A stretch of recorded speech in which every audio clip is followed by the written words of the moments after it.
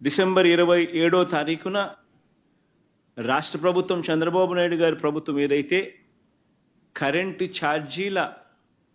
బాదుడే బాదుడు కార్యక్రమం ఏదైతే చేసిందో, ఎన్నికలప్పుడు తాను కరెంటు ఛార్జీలు తగ్గిస్తాను అని చెప్పి ప్రజలను మోసం చేస్తూ ఆయన చేసిన అనేక మోసాలలో సూపర్ 6లు సూపర్ 7లు ఎలాగో గాలికి ఎగిరిపోయాయి. ఆ కార్యక్రమం అనేది గాలికి ఎగిరిపోయి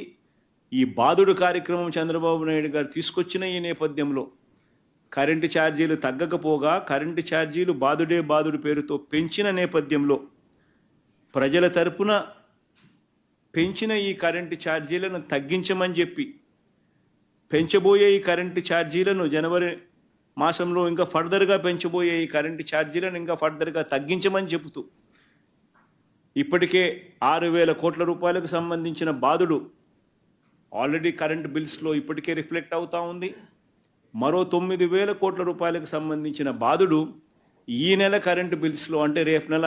వచ్చే కరెంటు బిల్స్లో అది కూడా రిఫ్లెక్ట్ కాబోతూ ఉంది.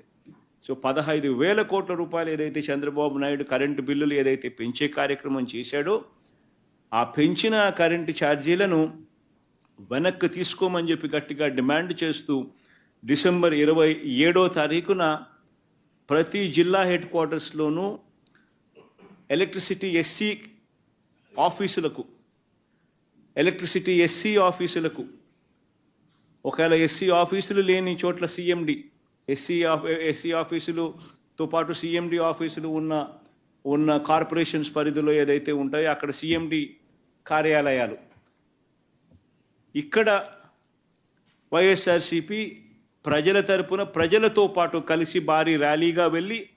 ప్రతి జిల్లాలోనూ వైఎస్ఆర్ కాంగ్రెస్ పార్టీ ప్రజల తరపున చంద్రబాబు నాయుడు గారి ప్రభుత్వాన్ని గట్టిగా డిమాండ్ చేస్తూ పెంచిన కరెంటు ఛార్జీలు ఉపసంహరించుకునేట్టుగా ఒత్తిడి తీసుకొచ్చే కార్యక్రమానికి డిసెంబర్ 27వ తారీఖున చేయబోతా ఉన్నాం.